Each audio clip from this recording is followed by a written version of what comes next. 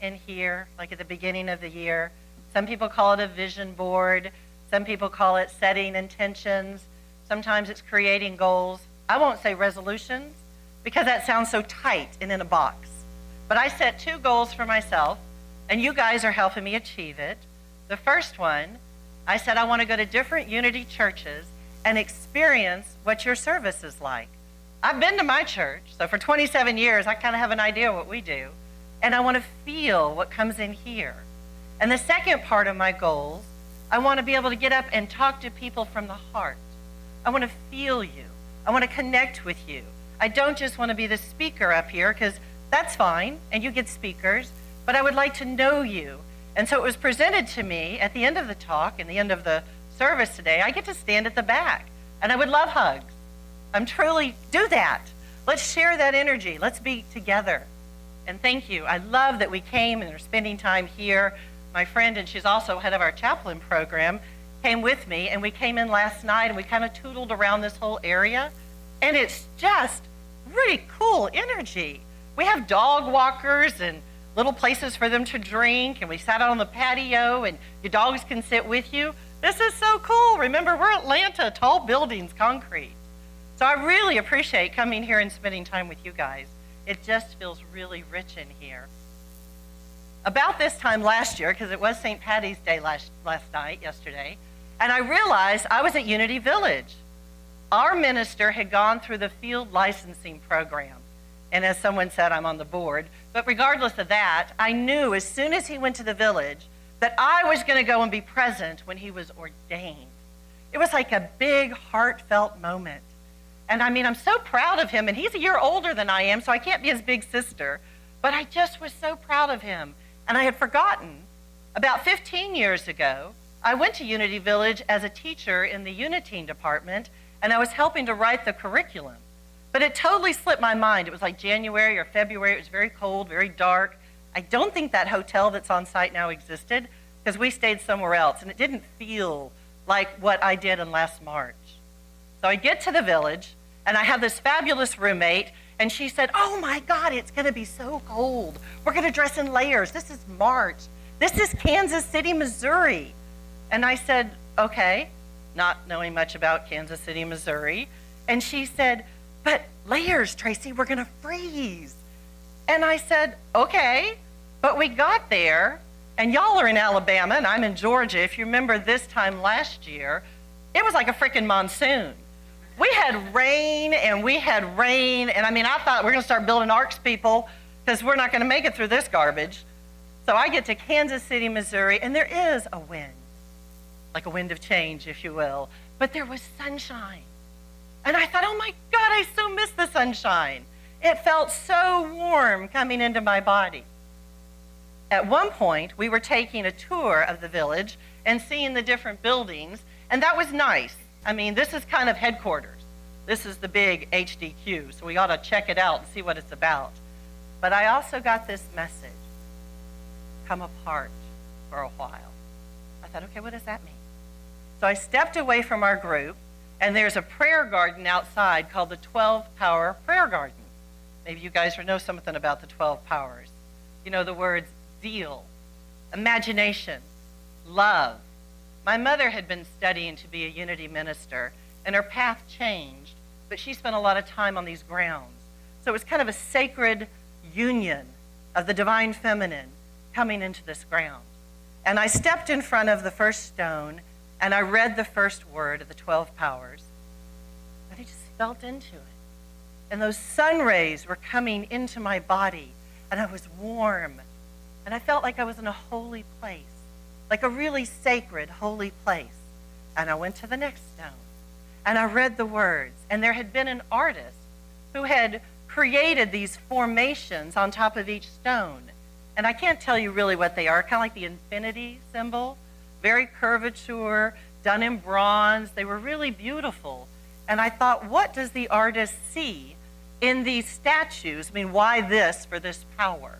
And I thought, get out of your intellect, go into the heart, feel this, Tracy, feel this. And I did. And after I finished my prayer circle, almost like a ritual, I sat down on a bench, And I just felt the sun coming in. And as I was interviewed in the village in August, the minister said, "What do you think that was?" And I said, "A download." And he said, "Tracy, use your unity words." And I'm thinking, okay, meditation, prayer, whatever you want to call it, I was getting a divine message. What more appropriate topic today as we're going through the season of Lent before Easter, and each Sunday before Lent is called something. It's named something. So I looked ours up.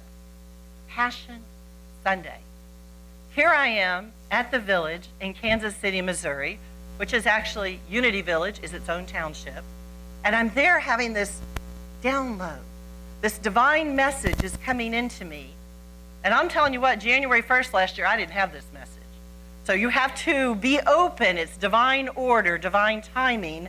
And my physical job in the financial world was changing form. So there was definitely an opening. But I can't tell you the words that came to me because it wasn't really words. So in the meditation, I said, feel into where you are, because it's not always words. I can get words, but this particular time I didn't. This started my ministerial journey.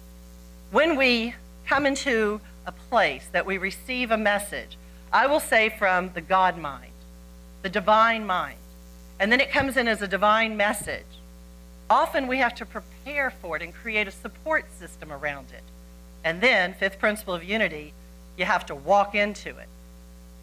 One of the biggest examples for me in my life is my daughter. She's 28 years old and she lives in South Korea. When she was in high school and went on to a small liberal arts in college, and she came out of that, she said, "Wow, I had an amazing experience with the international community." And all of a sudden, little Mayretta, Georgia, home of the big chicken, wasn't big enough for her anymore. She looked around and she said, "Mom, I think I'm going to the Peace Corps." She had this divine moment, this message. I'm going to serve and I'm going to the Peace Corps. I said, "Okay, party of one cheerleader, Mom, I got you." She prepared. She went and had all the medical tests done. She did the application, 2 sets of eyeglasses. She was ready to go. Didn't happen.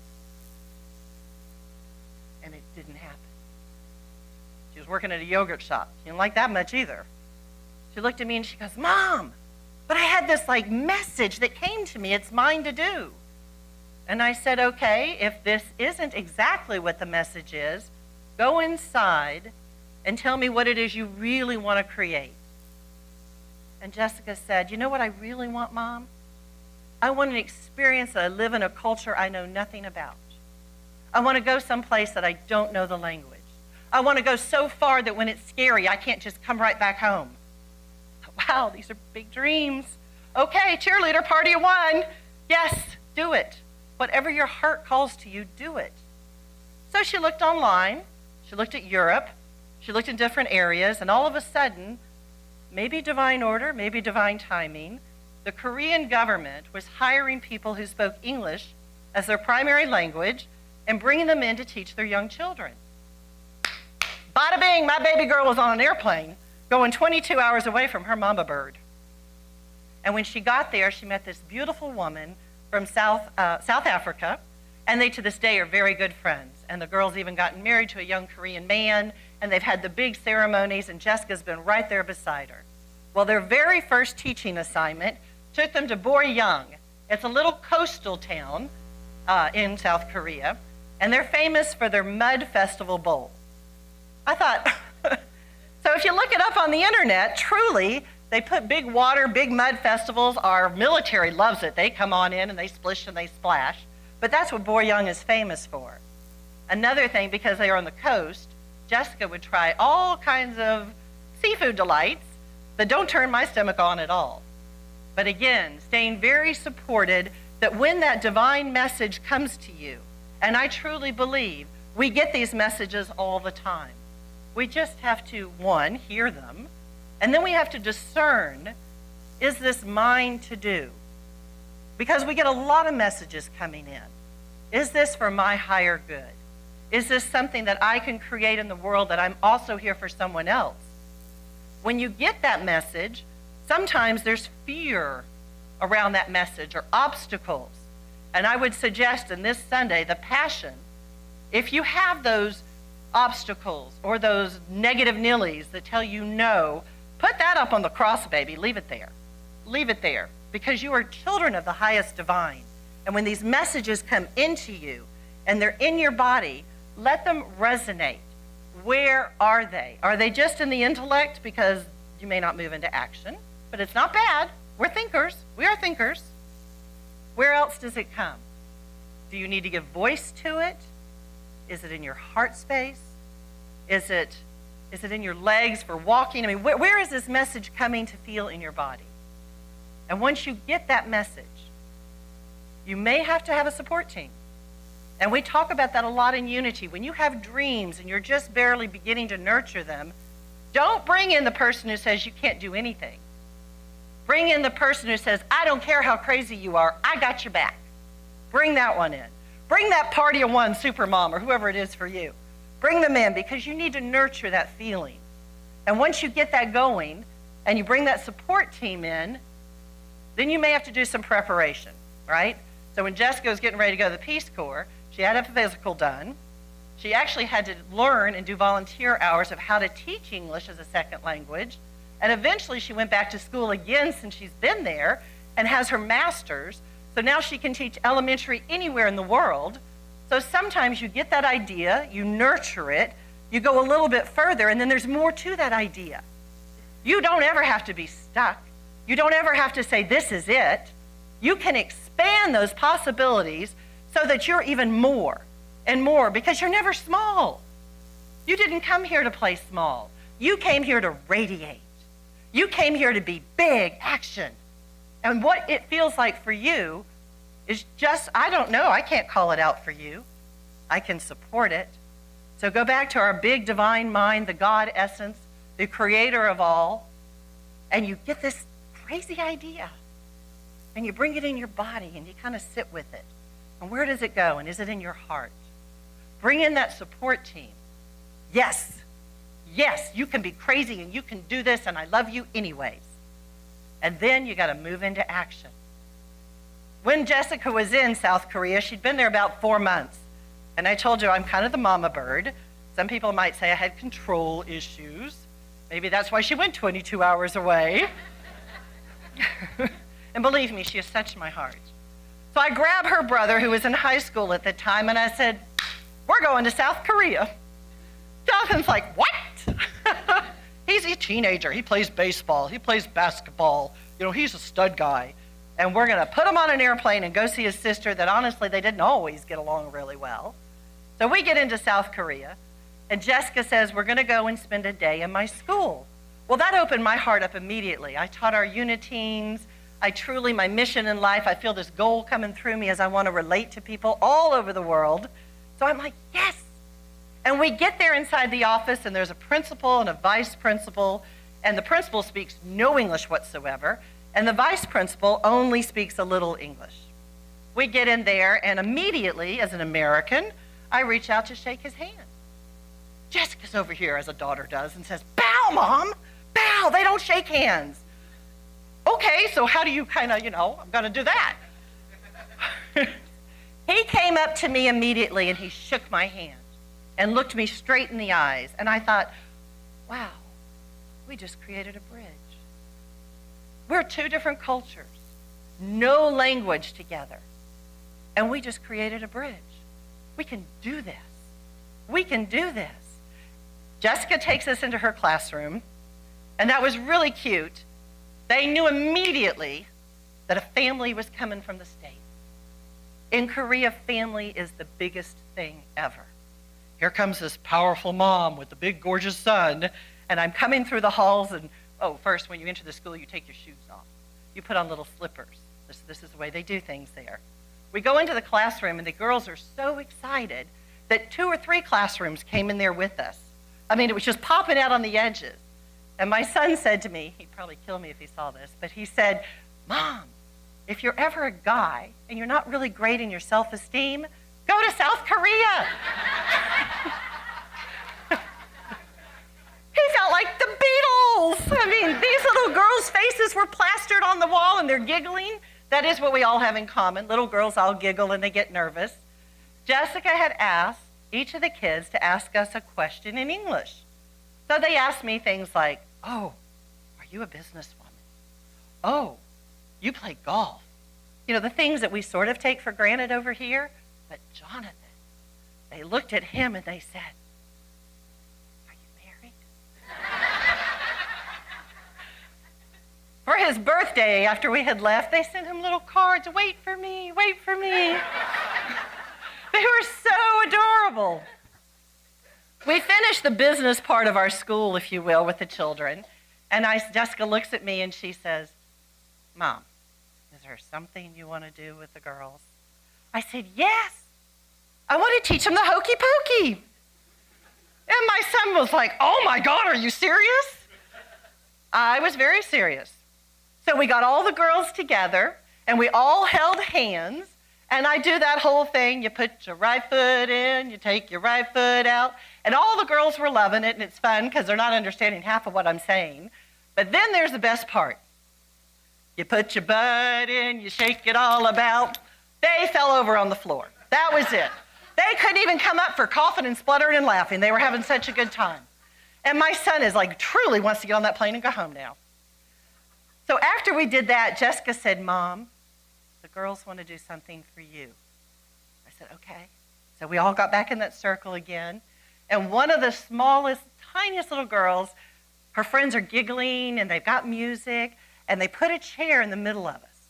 And the little girl goes out there and she stands by that chair and she positions herself. And we have hip hop here in America. They have K-pop. Turned on that music and that little girl danced and danced and danced. And afterwards, I knew it was a treat. But what I didn't know is my daughter said, Mom, this little girl never says a word in my class. When you are silly, when you give from your heart, it's not just your message. It reaches other people, as it did with this young girl. And I was just, as you almost saw, I got really tearful, really emotional, because she was giving everything she could to us. I'm telling you, that was one of the most amazing trips. And now my daughter has spent 5 years there, and she's, trying to figure out the next thing. She wants a Middle East experience. So what I'm going to do is Mom does, Super Mom, party of one. I'm just going to hold the light around her. Because the ideas that you have, I feel deeply in my heart, they are God-inspired divine ideas. And who am I to judge? Who am I to say no? Half of our country right now is really upset about North Korea. Jessica doesn't see that. She doesn't feel that. She sees a whole nother side, and I think in order for us to make bridges, we have to get out of what we think and feel and hear what other people think. So that divine idea that comes to us inspired by God, that's what I believe. The creative source of all beings comes into your heart space, and then you discern, is it mine to do? And if it is yours to do, you might need a support system. Get the people who say, yes, you can do anything. Everybody has another opinion. You can listen to those later.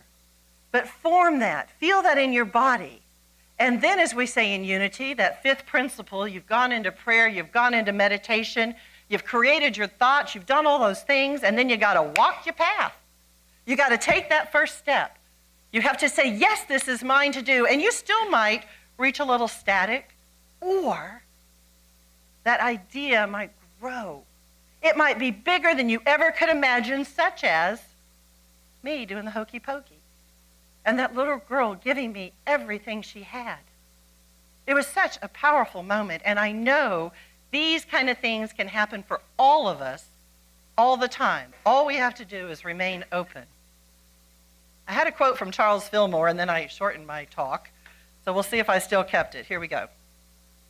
Charles Fillmore, as you know, is Unity's co-founder, and if you study a little bit about him, he was the writer. He grew up really close to a Native American tribe, and he had a lot of learning from them. But he was not Bible churched. He eventually found New Age leaders, and in doing that, he came up with his version of the 12 powers. He came up with many more than the 5 principles, but we've narrowed it down to 5, thank God. But he's that writer. Myrtle is the heart of unity. She is the one who answered the prayers. She's the one you wrote letters to, and she wrote you back. Charles says this: the idea is the most important factor in every act and must be given first place in our attention if we would bring about any results of a permanent character. Has my daughter's life changed teaching in Korea? Absolutely. Has my life changed because she's given me a different perspective? Absolutely. Did I go to the village and have a moment in the sunshine? Oh, absolutely, because I had no idea I was doing this last year. And for you to come in my path and share it with me, we are expanding. And I think we are expanding for the greater good. And that's when I would say it is ours to do. This is our choice. And if it doesn't quite work the way we thought it would, we can change our minds. We're not locked in. We are expansive beings. And I do believe in setting intentions.